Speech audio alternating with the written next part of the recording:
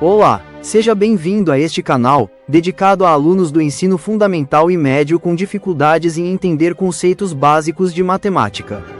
Aqui, eu vou revisar tudo aquilo que um dia você já viu na escola, mas não aprendeu direito.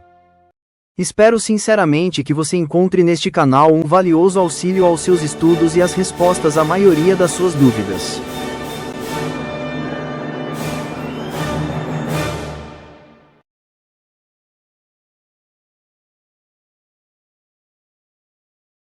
Esta é a 10ª aula sobre os números racionais. O tópico sobre números racionais tem o total de 10 aulas. A aula 10 está dividida em 5 partes, todas elas dedicadas à resolução de exercícios e problemas. Neste primeiro exercício é dito que 3 luzes se acendem ao mesmo tempo e depois começam a piscar.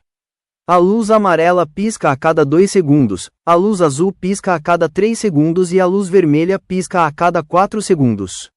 Deseja-se saber quantas vezes elas piscarão juntas no intervalo de 1 minuto.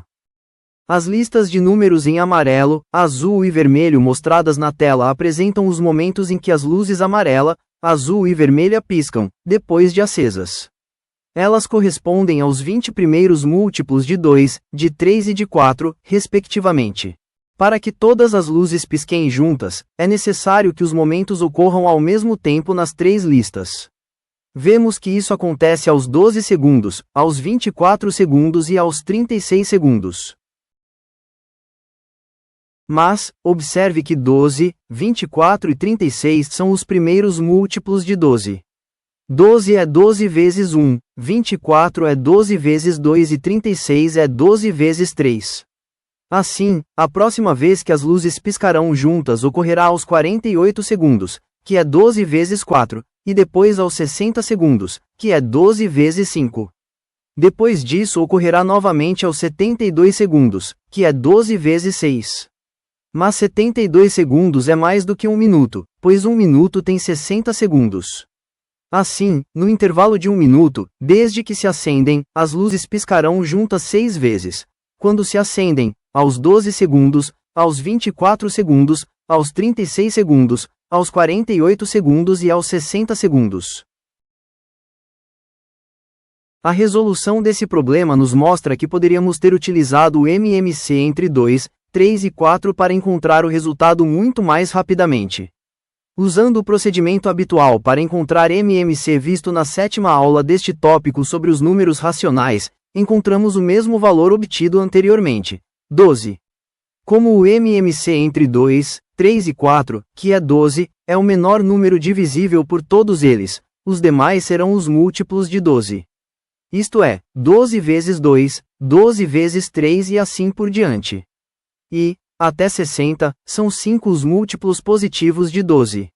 É só ver que 60 dividido por 12 é igual a 5.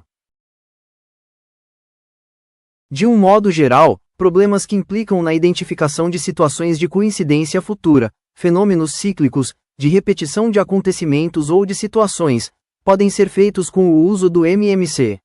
Vejamos mais 2 exemplos. Neste problema é informado que Júpiter, Saturno e Urano dão uma volta completa ao redor do Sol a cada 12 anos, 30 anos e 84 anos, respectivamente. Se, num determinado momento, eles se encontravam alinhados com o Sol, conforme mostra a figura, deseja-se saber quando isso ocorrerá novamente. Esse é um caso típico de fenômeno cíclico, que se repete com o tempo em que é possível usar o conceito de mínimo múltiplo comum. No caso, a resposta para o problema será simplesmente o MMC entre 12, 30 e 84. Fazendo o procedimento habitual, encontramos que o MMC entre esses períodos orbitais de Júpiter, Saturno e Urano, isto é, o ciclo de conjunção, é de 420 anos. Esse intervalo de tempo relativamente longo mostra o quão raro é esse fenômeno. Vejamos o próximo exercício. Neste outro exemplo, é dito que um paciente toma 3 remédios, um, de 4 em 4 horas, outro, de 6 em 6 horas e outro de 8 em 8 horas. Se, às 10 horas do primeiro dia de tratamento, ele ingeriu os 3 medicamentos ao mesmo tempo, deseja-se saber depois de quantos dias ele tomará os 3 remédios na mesma hora.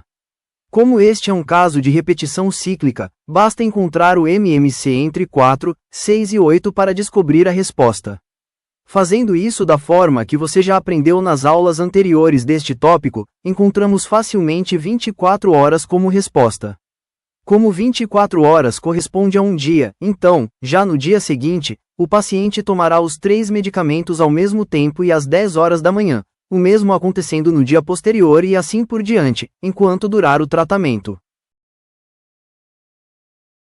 A tabela mostrada na tela contém as datas e horários em que os remédios devem ser ingeridos.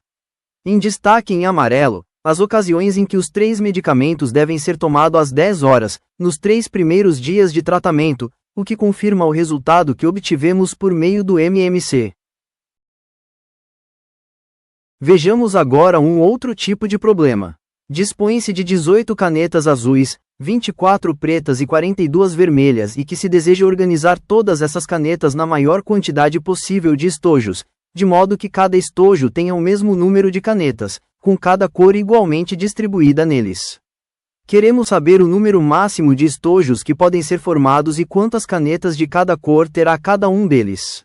Se não houvesse a necessidade de formar um número máximo de estojos, poderíamos juntar tudo em apenas um único estojo, com 18 canetas azuis, 24 pretas e 42 vermelhas. Seria possível, também, formar 2 estojos, cada um deles com a metade das canetas de cada cor. Isto é, cada um deles com 9 canetas azuis, 18 dividido por 2, 12 canetas pretas, 24 dividido por 2, e 21 canetas vermelhas, 42 dividido por 2. Poderíamos pensar em 3 estojos, cada um deles com a terça parte de canetas azuis, pretas e vermelhas, pois tanto 18, quanto 24 e 42 são divisíveis por 3. Esse tipo de raciocínio, de ir dividindo o número de canetas pelo mesmo divisor, nos induz a pensar que a maior quantidade de estojos possível deve ser aquela em que seja possível dividir 18, 24 e 42 pelo maior divisor possível desses 3 números. Ou seja, nos leva naturalmente a lembrar do máximo divisor comum desses 3 números. Já aprendemos a encontrar o MDC entre diversos números em aulas anteriores deste tópico. Fazendo o processo da decomposição habitual, encontramos que o MDC entre 18, 24 e 42 é igual a 6. Ou seja, o máximo de estojos que podem ser feitos sob as condições do problema é igual a 6. Em cada um deles haverá 3 canetas azuis, 4 canetas pretas e 7 canetas vermelhas.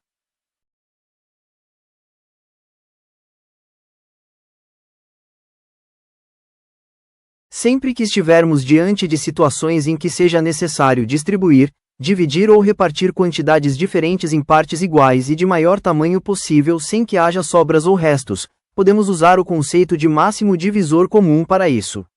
Vejamos mais um exemplo. Neste exercício, deseja-se distribuir igualmente 36 mangas, 48 peras, 60 laranjas e 72 maçãs em caixas contendo o menor número possível dessas frutas em cada uma, mas com o mesmo número de frutas de cada tipo em cada caixa. O problema equivale a encontrar a maior quantidade possível de caixas, pois quanto mais caixas houver, menor a quantidade de frutas haverá em cada uma delas. Trata-se, portanto, de encontrar o máximo divisor comum de 36, 48, 60 e 72. Fazendo o processo da forma habitual, encontramos que a maior quantidade possível de caixas é igual a 12. Assim, cada uma dessas caixas terá 3 mangas, 4 peras, 5 laranjas e 6 maçãs, conforme calculado no processo do MDC.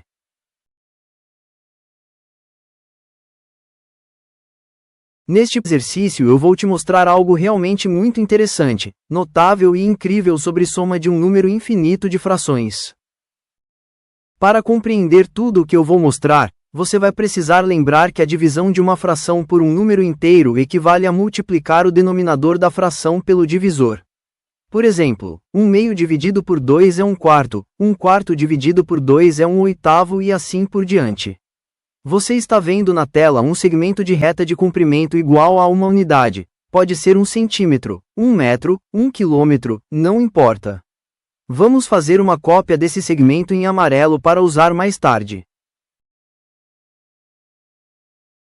Agora, vamos dividir o segmento de reta original em duas partes iguais. Feito isso, cada novo segmento terá a metade do comprimento original, no caso, 1/2. Vamos separar a primeira metade. Vamos pegar a parte que sobrou e dividi-la novamente em duas partes iguais. Fazendo isso, ficaremos com dois segmentos menores, cada um com comprimento igual a 1/4. Vamos pegar o primeiro deles e juntar com o segmento igual a 1/2 que obtivemos anteriormente. Juntos, os dois pedaços têm um comprimento igual a 1/2 mais 1/4. Perceba que, neste processo, cada novo segmento que juntamos tem sempre a metade do tamanho do segmento anterior. Vamos prosseguir. Agora, iremos dividir em duas partes iguais o segmento com 1/4 de comprimento que sobrou. Feito isso, ficaremos com dois segmentos menores, cada um com comprimento igual a 1/8. Vamos pegar o primeiro deles e juntar com os outros dois que obtivemos anteriormente. Ficamos, assim, com três segmentos cujo comprimento é 1/2, mais 1/4, mais 1/8. Esse processo, de divisão em duas partes iguais e juntar uma das partes numa soma de frações pode ser feito indefinidamente. Acompanhe mais algumas repetições do processo.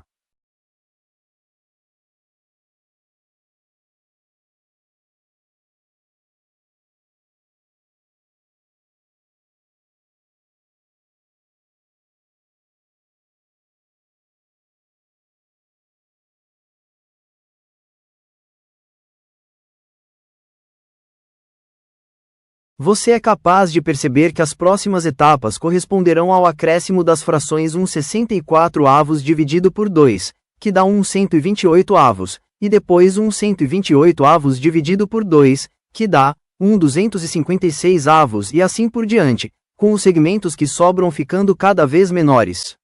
Você é capaz de perceber, também, que, mesmo que nós façamos isso indefinidamente, essa soma de frações nunca poderá ser maior do que o comprimento inicial de uma unidade. Afinal, tudo o que estamos fazendo é trazer pedaços de um segmento de reta de um lugar para reuni-los em um novo segmento de reta em um outro lugar. Se for capaz de enxergar tudo isso, você saberia dizer quanto vale essa soma interminável de frações? Pense um pouco. Olhe para o segmento de reta amarelo, que é cópia do segmento original. Se respondeu que essa soma é igual a 1, meus parabéns. É fácil ver que, quanto mais repetirmos o processo, mais próximo do tamanho inicial fica o novo segmento de reta que estamos criando. Isso não é incrível? Uma soma infinita de frações, mas que fornece um número inteiro e igual a 1. Observe que não precisamos encontrar MMC nem somar uma a uma dessas frações, numa conta que nunca teria fim, mas sabemos com toda certeza que ela vale simplesmente 1. Essa é uma das situações que nos mostra o quanto a matemática pode ser bela.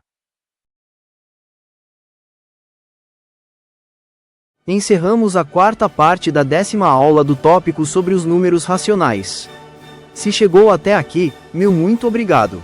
Espero que você tenha aprendido ou relembrado o assunto.